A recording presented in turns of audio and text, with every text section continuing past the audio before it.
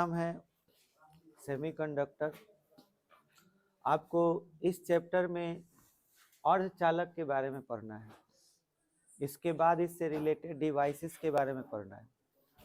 Electronic जो devices होती हैं, जैसे मोबाइल का चार्जर हो गया या फिर कंप्यूटर हो गया, मोबाइल हो गया, ये सारी चीज़ें कैसे वर्क करती हैं, इसमें क्या लगी हुई रहती हैं, इंफॉर्मेशन कैसे एक जगह से दूसरे जगह जाता है, communication system, internet, Gmail, email, Google, है ना, मॉडेम, इन सभी चीज़ों के बारे में हम लोग इस चैप्टर में विस्तृत अध्ययन करेंगे। हम लोग इसमें सिलेबस वाला जो पढ़ाई है 15 दिनों में कर लेंगे। बाकी जो पढ़ाई हम लोग करेंगे एक्स्ट्रा, जैसे इंटरनेट से रिलेटेड बातें जो करेंगे हम लोग, वो हम लोग का एक्स्ट्रा क्लास होगा। वो एग्ज़ाम से रिलेटेड, एग्ज़ाम में बहुत कम के बराबर आता है।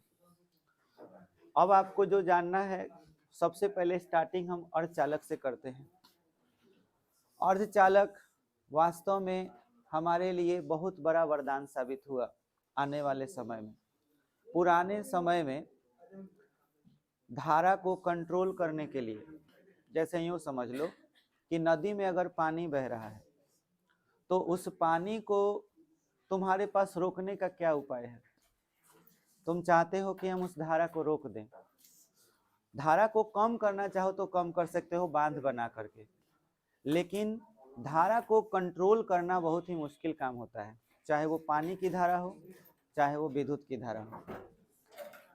अब आपको इसमें यह समझना है कि इसमें किस चीज की कंट्रोल करने की बात हो रही है और कैसे।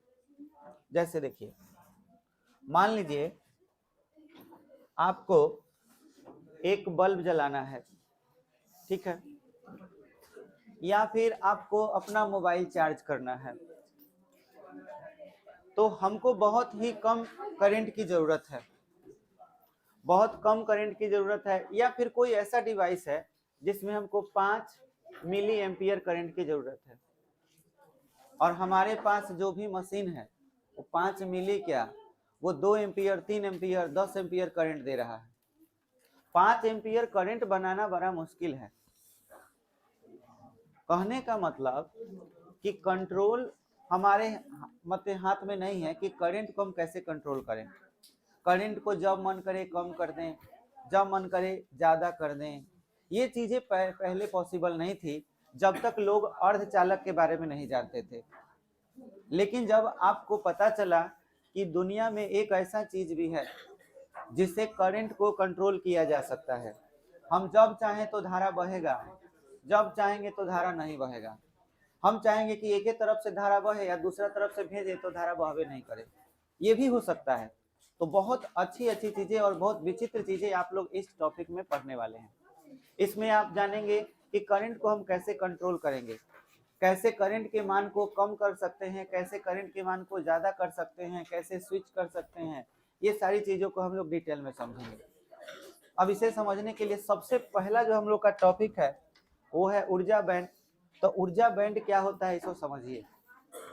जब मान लीजिए कोई एक परमाणु रहता है, सिंगल परमाणु होता है, और उसके बारे में हम डिटेल में जब बात करते हैं, जैसे मान लीजिए कि कोई परमाणु है, उसके नाभिक में न्यूट्रॉन प्रोटॉन तो है ही, ये मान लीजिए कि इसका नाभिक है और इसमें 2 इलेक्ट्रॉन घूम रहे हैं, ये पहला कक्षा है, और दूसरे में मान लेते हैं 8 इलेक्ट्रॉन है या 6 इलेक्ट्रॉन है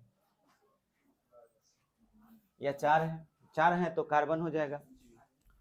अगर ये 4 इलेक्ट्रॉन मूव कर रहे हैं अपने इस कक्षा में, तो ये इलेक्ट्रॉन और यहाँ का पॉजिटिव चार्ज, इस पे तो नेगेटिव चार्ज है, तो हम ये अच्छी तरह जानते हैं कि ये और ये एक दूसरे को आकर्षित करते हैं, जिसके वजह से इन्हें अभिकेंद्र बल मिलता है, और ये इलेक्ट्रॉन परमाणु के चारों तरफ, बाह्यतम कक्षा में, परमाणु नहीं नाभिक के चारों तरफ घूमते रहते हैं। पर आपने कभी ये सोचा है कि यह निगेटिव चार्ज है तो ये भी निगेटिव चार्ज है, तो जरूर ये भी इसको प्रतिकर्षित करता होगा। अगर ये साथ में कभी अचानक से नजदीक आ जाए तो ये जरूर एक दूसरे को प्रतिकर्षित करते होंगे। इसके अलावा ये इसको इंटरेक्ट करता होगा, ये भी इंटरेक्ट करता होगा, सारे के सारे चार्जेस एक दूसरे को इंटरेक्ट करते हैं और गलती से भी आप इनको डिस्टर्ब कर देंगे। जैसे सब कोई एक ही चाल से अगर नाच रहा है इसमें और आपने इसको डिस्टर्ब कर दिया, डिस्टर्ब कैसे कर सकते हैं? कोई दूसरा चार्ज लाकर। सेम ऐसा ही कोई परमाणु इसके करीब में आ जाए और ये इसके करीब में रहे, तो जैसे ही कोई ऐसा परमाणु इसके पास आएगा तो ये इलेक्ट्रॉन और इस इलेक्ट्रॉन जब भी एक दूसरे के करीब में आएंगे तो ये एक दूसरे को डिस्टर्ब कर सकते हैं, प्रतिकर्षित कर सकते हैं। ये नाभिक इस नाभिक को प्रतिकर्षित कर सकता है, ये नाभिक इस इलेक्ट्रॉन को आकर्षित कर सकता है। चाहे जिस तरह से करे, इंटरेक्ट करेगा, डिस्टर्बेंस तो आएगा। और डिस्टर्बेंस आने का मतलब क्या? जब भी आकर्षण प्रतिकर्षण की बात होती है तो हम लोग पोटेंशियल एनर्जी की बात करते हैं, है ना। यानी कि इनके बीच एनर्जी में गड़बड़ी आ जाएगा। पहले जो एनर्जी है और जो बाद की एनर्जी किसी परमाणु के आने की वजह से आया, वो चेंज हो जाएगा। ये चेंज हो जाता है। जब दो परमाणु एक दूसरे के करीब में आते हैं तो क्रिस्टल बनना शुरू होता है, एक पदार्थ का निर्माण होना शुरू होता है। और जब ये पदार्थ बनना शुरू होते हैं तो इनके बीच एनर्जी में, इनके इलेक्ट्रॉन जो होते हैं, इनके बीच एनर्जी में बदलाव शुरू हो जाता है। अब आपको मालूम होना चाहिए कि जो इलेक्ट्रॉन होते हैं वो दो अवस्थाओं में हो सकते हैं। एक अवस्था जब वो केवल संयोजन का काम करें, जिसे आप संयोजी इलेक्ट्रॉन बोलते हैं। जब कोई परमाणु में इलेक्ट्रॉन संयोजी इलेक्ट्रॉन का काम करता है तो वो कभी धारा का परवाह नहीं करता, वो पदार्थ का निर्माण कर सकता है और उसके बाद बॉन्ड बना सकता है। जैसे मान के चलिए कि आप ऑक्सीजन के बारे में बहुत अच्छी तरह से जानते हैं कि इसके बाह्यतम कक्षा में 6 इलेक्ट्रॉन होता है। अगर इसके पास एक और ऑक्सीजन आ जाए, एक और ऑक्सीजन आ जाए तो ये दो इलेक्ट्रॉन जो है इससे जो है साझा करके, और ये दो इलेक्ट्रॉन इससे साझा करके यहाँ पर आपका बॉन्ड बनाता है। यानी कि ये जो इलेक्ट्रॉन हिस्सा लिए, ये संयोजन का काम किए, एक पदार्थ का निर्माण होना शुरू हुआ। जब परमाणु एक दूसरे के करीब आकर के और संयोजन का काम करते हैं, यानी कि संयोजी इलेक्ट्रॉन का काम करते हैं, तो ये विद्युत धारा का परवाह नहीं करते। ये सिर्फ एक ही काम कर सकते हैं कि इस एनर्जी लेवल में, और इनका अपना एक एनर्जी लेवल होगा। अब आप बताइए, एक ऑक्सीजन अलग है, ये ऑक्सीजन अलग है, अगर ये दूर दूर रहते तो कोई क्रिया होता नहीं, संयोजन भी नहीं होता। लेकिन नजदीक लाएंगे तो ये इलेक्ट्रॉन एक दूसरे को प्रतिकर्षित जरूर कर सकते हैं, यानी इनका एनर्जी लेवल गड़बड़ा जाएगा। पहले जो एनर्जी था और जो अब का था, चेंजिंग तो जरूर होगा, ये तो बात तय है।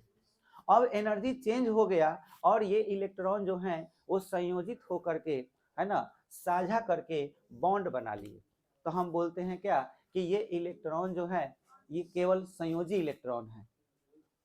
लेकिन अगर आप कुछ ऐसा कमाल कर दें कि इसके पास में कोई ऐसा चीज ला दें या इसको गर्म कर दें तो इसकी एनर्जी इतनी ज्यादा बढ़ जाए कि इस जगह छोड़ के बाहर निकल जाए अपने कक्षा से, तो उस कंडीशन में हम कहते हैं कि भाई ये इलेक्ट्रॉन फ्री हो गया। अब वो अगर फ्री हो जाएगा तो फ्री होने के लिए आपने उसको एनर्जी दिया है, एक्स्ट्रा एनर्जी दिया है, और एक्स्ट्रा एनर्जी देते हैं और जब कोई इलेक्ट्रॉन फ्री हो जाता है तो हम कहते हैं कि अब वो इलेक्ट्रॉन विद्युत धारा का चालन कर सकता है। यानी कि यही पदार्थ विद्युत धारा का चालन कब करेगा? जब संयोजी इलेक्ट्रॉन नहीं, अब ये चालन इलेक्ट्रॉन बन जाएगा। बात बुझाया? अब समझ लो ध्यान से, जब तक इलेक्ट्रॉन जिस एनर्जी में रहेगा, जैसे मान के चलो कि मैं ऐसे एक ग्राफ खींच दिया, ठीक है। ग्राफ खींच देने के बाद आपको मालूम है कि एक परमाणु और दूसरा परमाणु एक दूसरे के करीब रहेगा तो हर इलेक्ट्रॉन की एनर्जी अलग अलग होगी, सेम होगी? अलग अलग, क्योंकि अगर यहाँ और यहाँ के इलेक्ट्रॉन की बात की जाए तो ये थोड़ा ज्यादा हो जाएगा, अगर यहाँ और यहाँ वाले इलेक्ट्रॉन की बात की जाए तो थोड़ा कम हो जाएगा, क्योंकि दूरी बढ़ गया।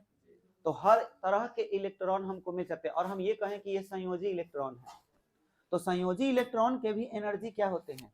अलग अलग होते हैं। मैं इसमें बहुत सारा लाइनिंग खींच दूं, ऐसे मैं कहूं कि ये लाइन जो है एनर्जी लेवल को बता रहे हैं, ये जितने भी लाइन है अलग अलग energy level, 1 electron volt, 2 electron volt, 1.2 electron volt, ऐसे करके ये लाइन बता रहे हैं। तो हम ये बोल सकते हैं कि हर लेवल में एनर्जी हमको मिल सकता है। हर तरह के लेवल में। लेकिन ये सारे के सारे इलेक्ट्रॉन किस तरह का काम कर रहे हैं? संयोजन का। तो हम इतना दूर तक के हिस्सा को, इतना दूर तक के हिस्सा में जितना इलेक्ट्रॉन है, इसको हम क्या मानेंगे? हम ये मान लेंगे कि ये सारे के सारे इलेक्ट्रॉन कैसे हैं? संयोजी हैं। बात बुझाया? इसीलिए इसको हम लोग वैलेंस बैंड बोलते हैं। ठीक है, वैलेंस बैंड मतलब कि इस बैंड में जितने भी इलेक्ट्रॉन होंगे केवल वैलेंसी का काम करेंगे, संयोजकता का काम करेंगे। ये केवल और केवल क्रिया करके एक नया चीज बना सकते हैं, ये विद्युत धारा का चालन नहीं कर सकते। लेकिन जब इन इलेक्ट्रॉनों को एनर्जी हम एक्स्ट्रा दे देते हैं, और ये एनर्जी एक्स्ट्रा जब देते हैं तो एक्स्ट्रा देने के बाद ये इलेक्ट्रॉन इसमें नहीं रहते, तो जो एक्स्ट्रा एनर्जी हम देते हैं वो उसको गैपिंग कहा जाता है, एनर्जी गैप, जो हाइड्रोजन स्पेक्ट्रम जब पढ़ा रहे थे आपको बताए थे। समझ में आया? तो इसके बीच एक गैपिंग हो जाएगा इलेक्ट्रॉन, और इसके ऊपर जो है एनर्जी लेवल का कुछ डायग्राम हम खींच दें, तो अब मान के चलिए कि हम चालन, इलेक्ट्रॉन से चालन करवाना चाहते हैं, तो यहाँ के इलेक्ट्रॉन को अगर एनर्जी देंगे तो ये इलेक्ट्रॉन जंप करके इसमें आ जाएंगे। हो सकता है किसी इलेक्ट्रॉन का एनर्जी इतना हो, किसी का इतना हो, इस लेवल में हो। समझ में आया? अब इस तरह के ये जो बैंड देख रहे हो, यहाँ पे अगर इलेक्ट्रॉन हमको पाया जाएगा तो हम इसको कंडक्शन बैंड कहेंगे, चालन बैंड। और इसके बीच में जो गैप मिलेगा, इस गैप को एनर्जी गैप कहा जाएगा। बोलो, क्लियर हो गया? तो वैलेंस बैंड में जो पाए जाने वाले इलेक्ट्रॉन होंगे वो केवल संयोजकता पूरा करके, मतलब पदार्थ का निर्माण करेंगे, क्रिस्टल बनाएंगे, विद्युत धारा का चालन नहीं करेंगे। ठीक है। दूसरा चीज, कंडक्शन बैंड में क्या होगा? कंडक्शन बैंड में अगर इलेक्ट्रॉन मिलेगा हमको तो वो विद्युत धारा का प्रवाह करेगा। बोलो, क्लियर हो गया? तो बारी बारी से सारी बातों को अब आप नोट करते जाइए। सबसे पहले आप लिखेंगे ऊर्जा बैंड, लिख करके डैश देंगे। ऊर्जा बैंड ऐसे हम लिखवा दिए हैं।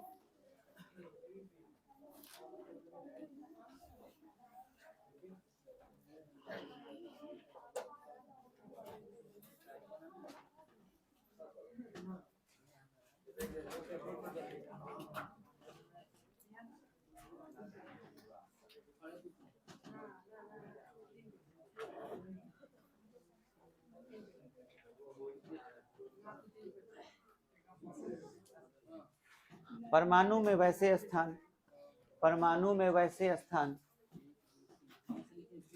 परमाणु में वैसे स्थान जहां,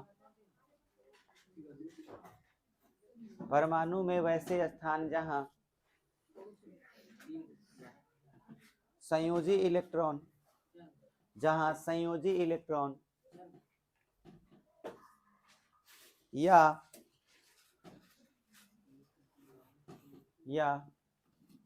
चालन इलेक्ट्रॉन पाए जाते हैं, या चालन इलेक्ट्रॉन पाए जाते हैं,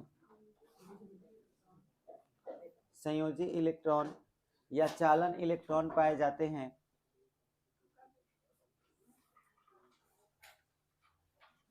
उस स्थान को ऊर्जा बैंड कहते हैं।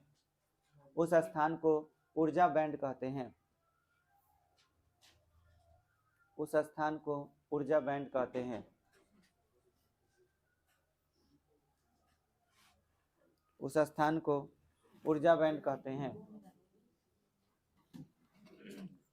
अब ऊर्जा बैंड में दो गो पार्ट, तीन गो पार्ट होगा। एगो आपका संयोजी बैंड होगा, एक चालन बैंड होगा, और एगो एनर्जी गैप होगा। तो ये तीनों के बारे में लिख दीजिए, तब फिगर बना लीजिएगा। तो लिखिएगा संयोजी बैंड,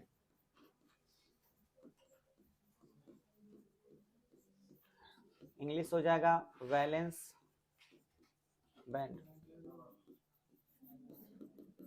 संयोजी बैंड, वैलेंस बैंड।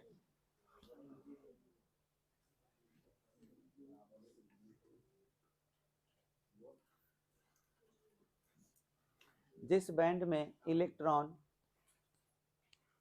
जिस बैंड में इलेक्ट्रॉन, जिस बैंड में इलेक्ट्रॉन केवल संयोजकता का काम करते हैं, संयोजकता का काम करते हैं, जिस बैंड में इलेक्ट्रॉन केवल संयोजकता का काम करते हैं उसे संयोजी बैंड कहते हैं, उसे संयोजी बैंड कहते हैं। उसे संयोजी बैंड कहते हैं। अब क्या होगा, चालन बैंड, इंग्लिश हो जाए कंडक्शन बैंड, कंडक्शन बैंड।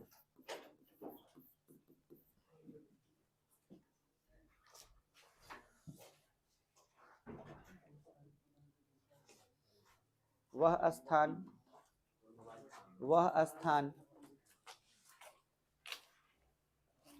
स्थान जहां पर पाए जाने वाले इलेक्ट्रॉन पर, वह स्थान जहां पर पाए जाने वाले इलेक्ट्रॉन पर, वह स्थान जहां पर पाए जाने वाले इलेक्ट्रॉन पर विद्युत क्षेत्र आरोपित करने से, विद्युत क्षेत्र आरोपित करने से, विद्युत क्षेत्र आरोपित करने से,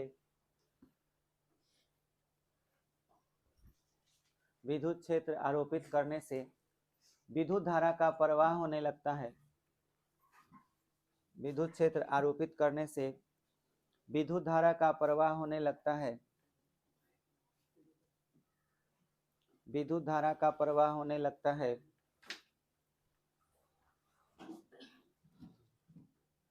उस स्थान को चालन बैंड कहते हैं। उस स्थान को चालन बैंड कहते हैं।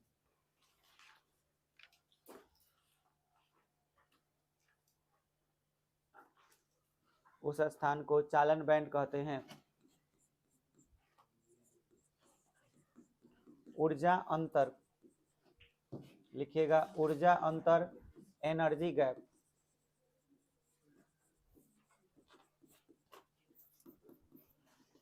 एनर्जी गैप, ऊर्जा अंतर।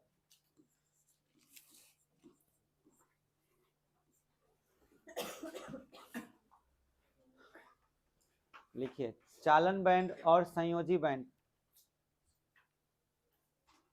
चालन बैंड और संयोजी बैंड के बीच के अंतर को, चालन बैंड और संयोजी बैंड के बीच के अंतर को, के बीच के अंतर को, के बीच के अंतर को ऊर्जा अंतर, ऊर्जा अंतर कहते हैं। ऊर्जा अंतर कहते हैं।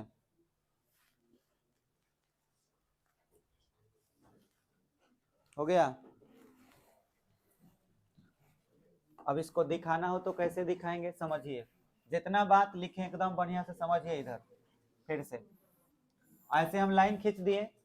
ये लाइन किसको बताएगा, एनर्जी को।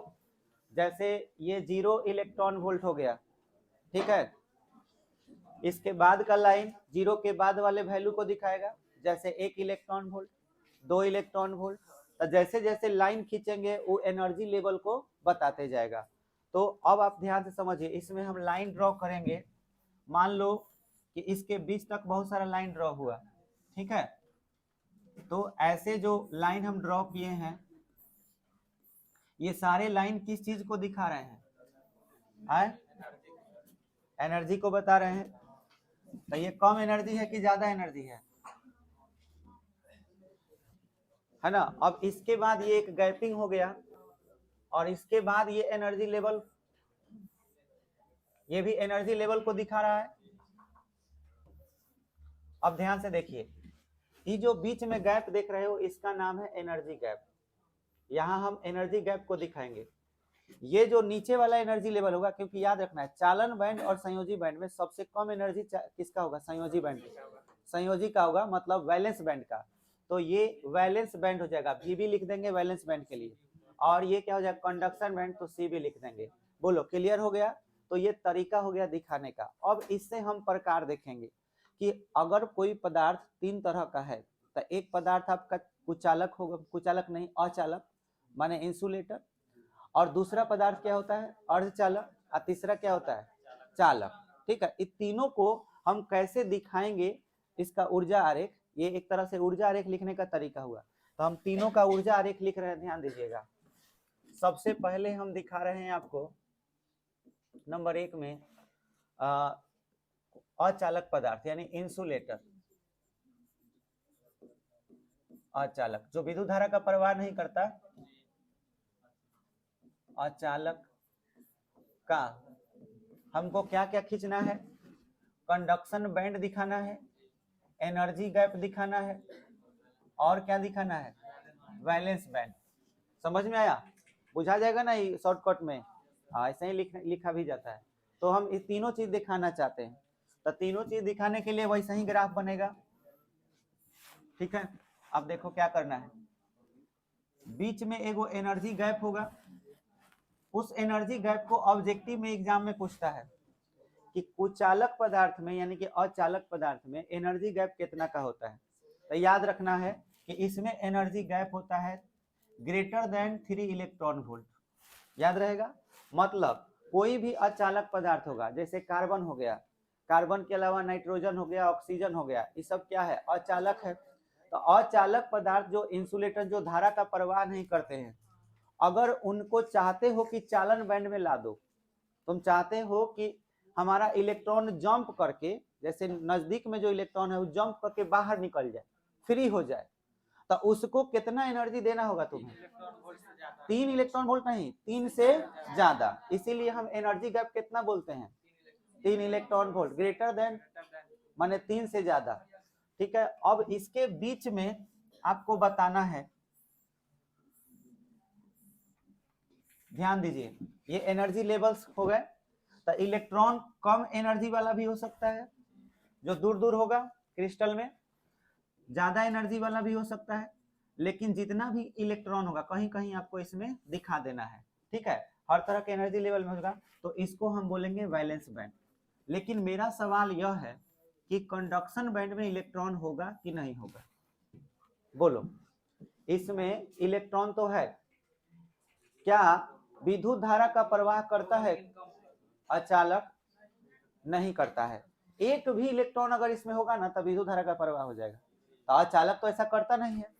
इसलिए आपको याद रखना है, ये कंडक्शन बैंड जो देख रहे हो, कंडक्शन बैंड ये पूरी तरह से क्या होता है, खाली। तो एग्जाम में पूछता भी है कि अचालक पदार्थ में चालन बैंड में पाए जाने वाले इलेक्ट्रॉन होते हैं, ऑप्शन ए 0, ऑप्शन बी अत्यधिक, ऑप्शन सी मतलब कि 0 भी हो सकता है और अधिक भी हो सकता है, और ऑप्शन डी कोई नंबर लिख देगा जैसे 10 या 8 ऐसे कर देगा। तो आंसर क्या होगा, 0, मतलब इसमें एक भी इलेक्ट्रॉन नहीं होते हैं।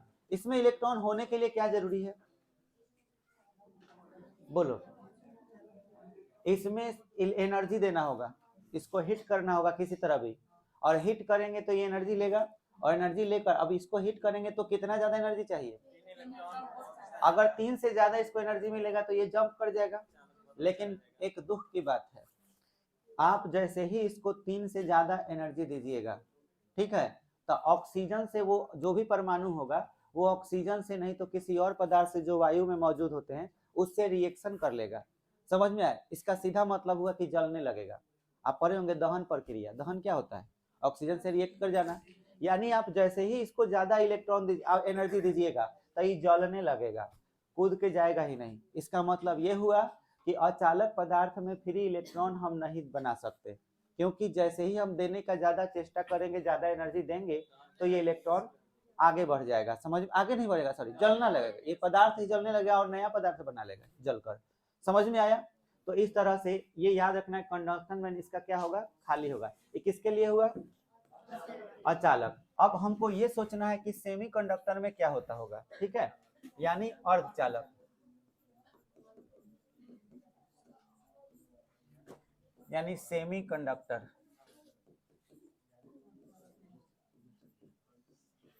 ठीक है, सेमीकंडक्टर का कंडक्शन बैंड, एनर्जी गैप और वैलेंस बैंड। तो सेमीकंडक्टर में क्या होता है, ध्यान से समझिए।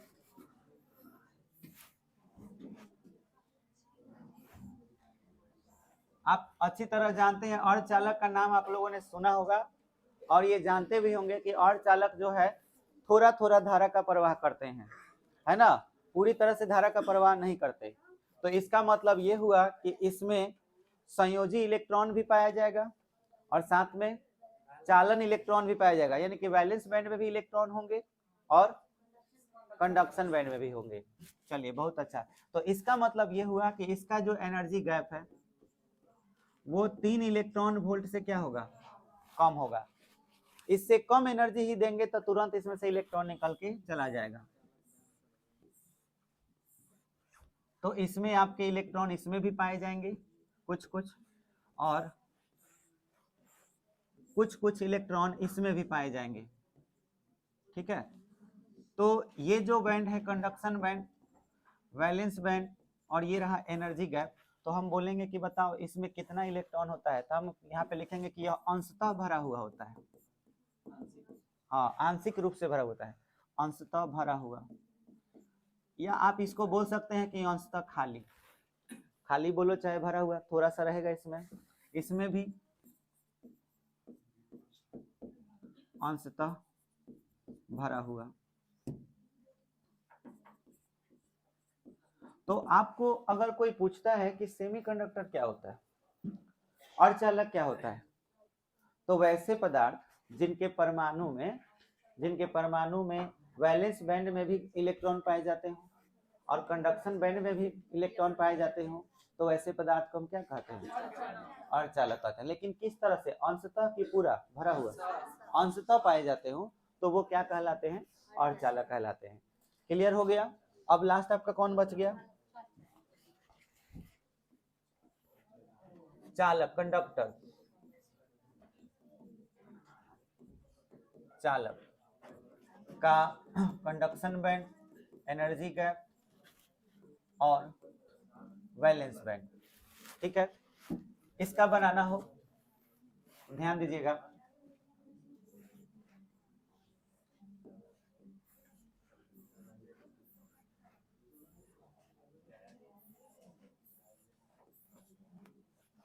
ये आपका मान लेते हैं, ये कंडक्शन बैंड नहीं, सॉरी, वैलेंस बैंड है।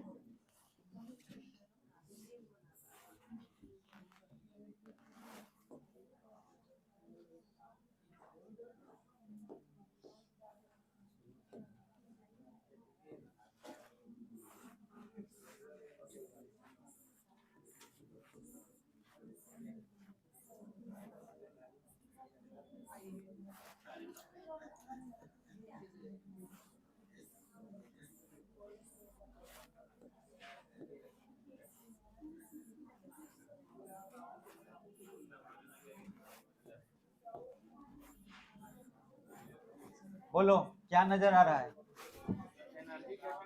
इसमें, ये जो जगह देख रहे हो, ये वाला इतना दूर तक का जगह, ये क्या हो रहा है, ओवरलैपिंग। यानी कि इसमें एनर्जी गैप का वैल्यू क्या होता है, एनर्जी गैप जीरो नहीं बल्कि ओवरलैपिंग हो गया इसमें।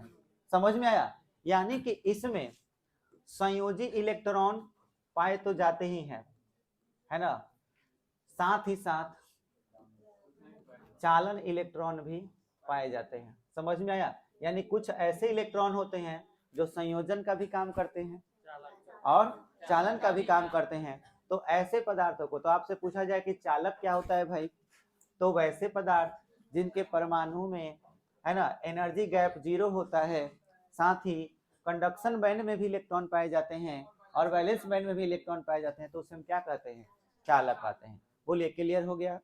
चलिए इसको आप जितना डेफिनेशन लिखे हैं उसके नीचे दम लाइन से बना लीजिए यहाँ से।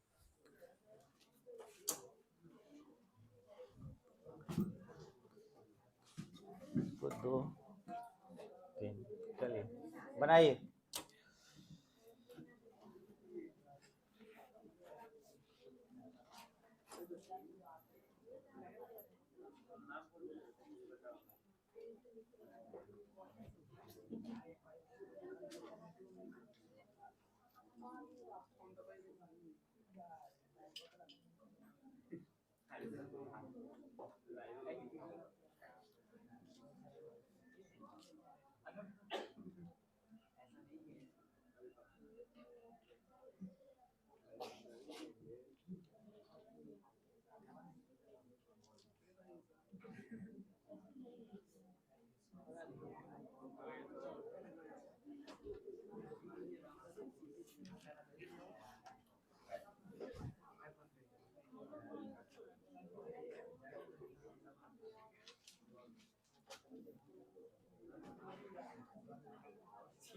बढ़ाएं।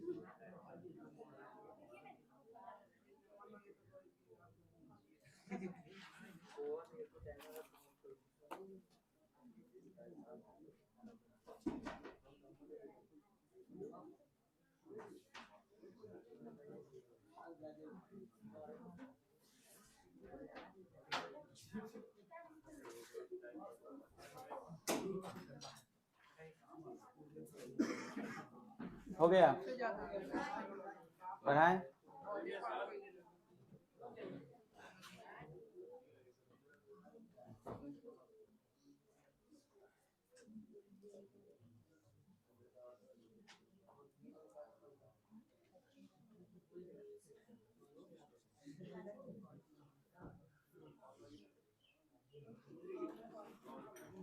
बढ़ा दें।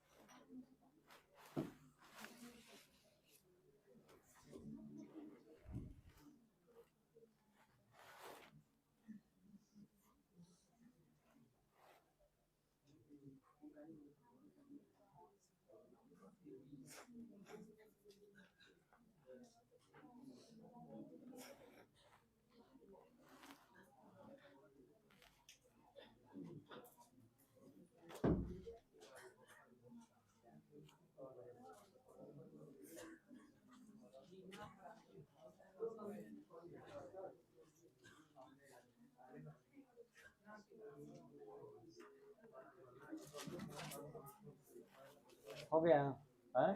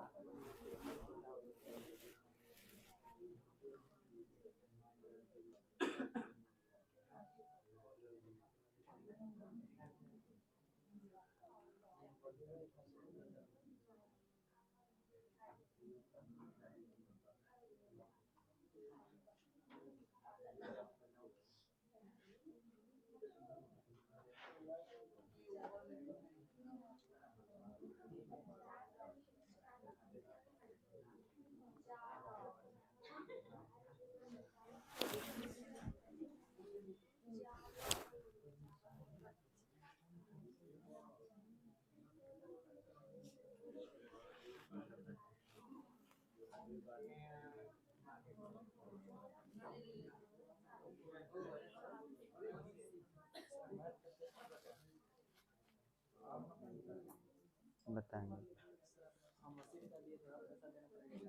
ना।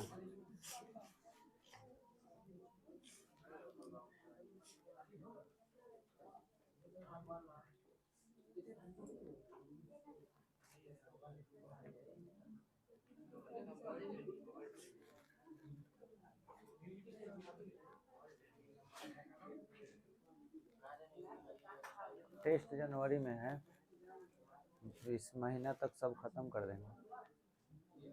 फिजिक्स का भी एगो टेस्ट फिर से होगा, ऑब्जेक्टिव का पूरा फिजिक्स से।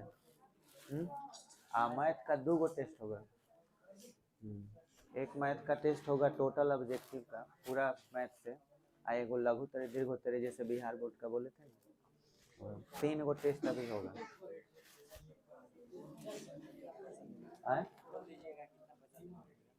पैसा नहीं लगेगा, अब पैसा नहीं लगेगा, अब खाली तुम लोग को बढ़िया से परीक्षा देना है, पढ़ना है।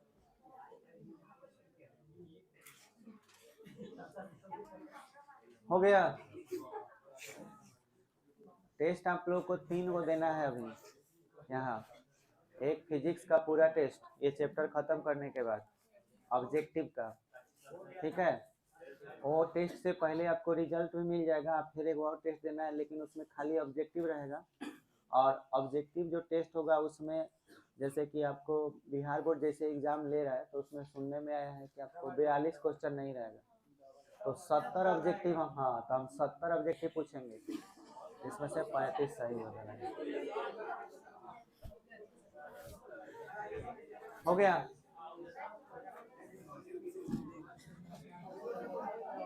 और इस बार का जो भी टेस्ट होगा सबका क्वेश्चन अलग अलग रहेगा, मैच नहीं करेगा, सबका नंबरिंग अलग अलग रहेगा, ठीक है, ताकि आप चीट नहीं कर पाए।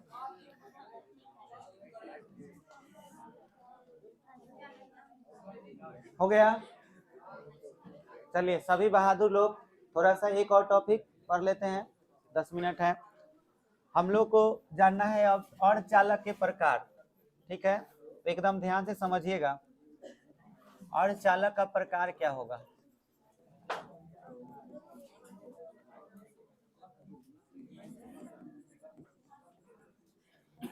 देखिए ध्यान से सुनिए, अर्धचालक के प्रकार। अर्धचालक 2 प्रकार का आपका हो सकता है।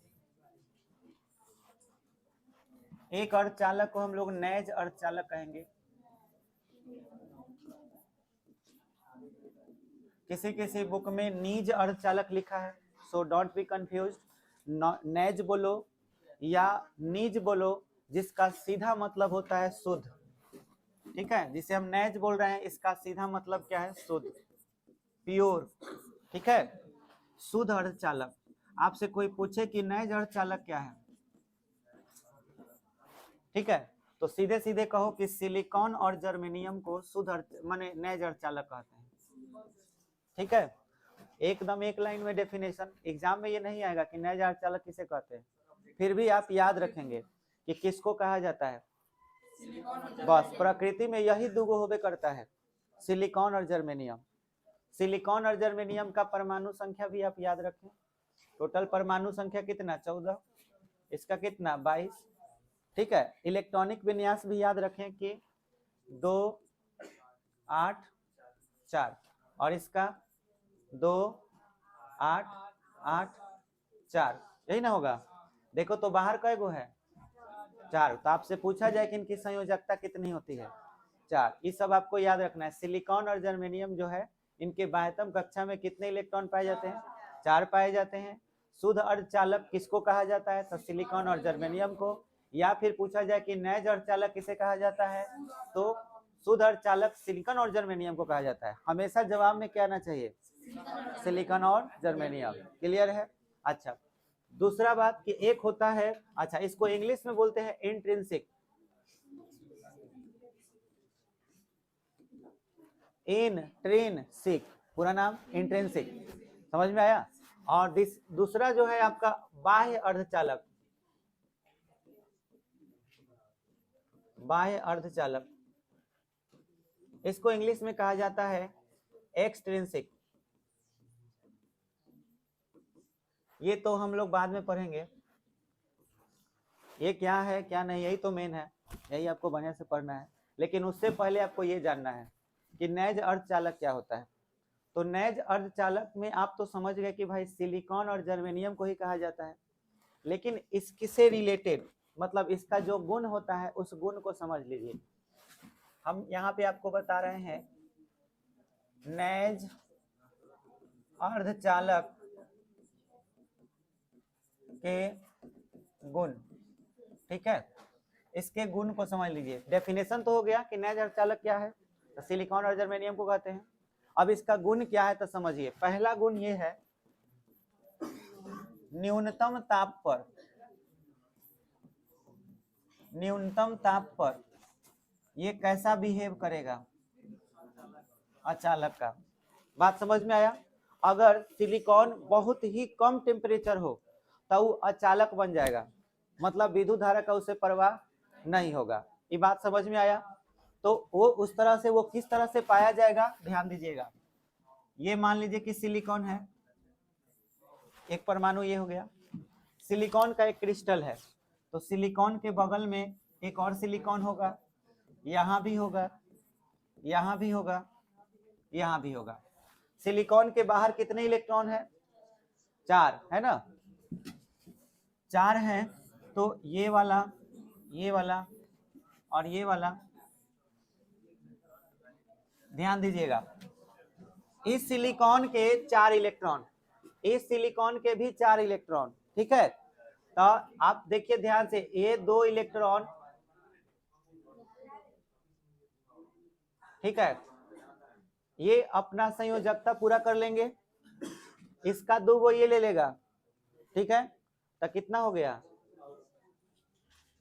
नहीं 2 नहीं होगा, एक ही गो होगा। जैसे ये इसका एक इलेक्ट्रॉन ऐसे घूमते हुए ऐसे आएगा, तो इसका एक इलेक्ट्रॉन इसका, फिर इस सिलिकॉन का एक इलेक्ट्रॉन, एगो इस सिलिकॉन का एक इलेक्ट्रॉन, ऐसे करके ये इसमें चक्कर लगाते रहेंगे। अब देखिए जरा गौर से, हर एक सिलिकॉन का 8 गो पुर्जा रहा है कि नहीं, 2 2 4 2 6 2 8 हो गया। इस सिलिकॉन का एक इलेक्ट्रॉन ये वाला है जो ऐसे घूमते हुए आएगा और इसके कक्षा में घूम करके फिर इधर जाएगा, माने सबको एक दूसरे में घूम करके वैलेंसी क्या करेंगे, पूरा कर लेंगे। यानी अभी फिलहाल इसके जितने भी इलेक्ट्रॉन है वो किस बैंड में है, कंडक्शन बैंड की वैलेंस बैंड। कंडक्शन में रहेंगे तो इलेक्ट्रॉन फ्री नहीं रहता, इलेक्ट्रॉन तो घूम रहा है। हाँ, यानी कि सभी इलेक्ट्रॉन किस तरह का काम करेंगे, सभी इलेक्ट्रॉन संयोजकता का कार्य या करते हैं। आपसे पूछा जाए कि न्यूनतम ताप पर इनके इलेक्ट्रॉन कैसे काम करते हैं, तो संयोजकता का कार्य करते हैं। सब कोई अपना जो है केवल स्टक पूरा करने में लगा रहता है। बात बुझाया। लेकिन अगर यही ताप उच्च हो जाए, दूसरा गुण उच्चतम ताप पर, तो उच्चतम ताप अगर होगा तो बोलो ये क्या बन जाएगा, ज्यादा ताप दोगे तो अचालक से ये चालक बन जाएगा, और चालक बनेगा तो चालक में क्या पाए जाते हैं, फ्री इलेक्ट्रॉन। फ्री इलेक्ट्रॉन पाए जाते हैं। तो गौर से देखो ऐसे ये कैसे रिलीज करेगा, सिलिकॉन यहां भी हो गया,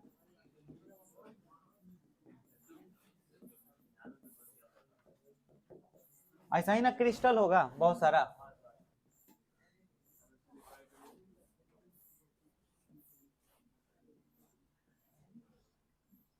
अब देखो इसका ये इलेक्ट्रॉन यहाँ पे घूम रहा है भाई, ये घूम रहे हैं इसे। अब मुझे ये बताइए, अभी तो आपको देख करके लग रहा होगा कि ये वैलेंस बैंड में है, लेकिन इसे टेम्परेचर जब हाई दिया जाएगा तो सारे इलेक्ट्रॉनों की गति क्या होगी, तेज हो जाएगी।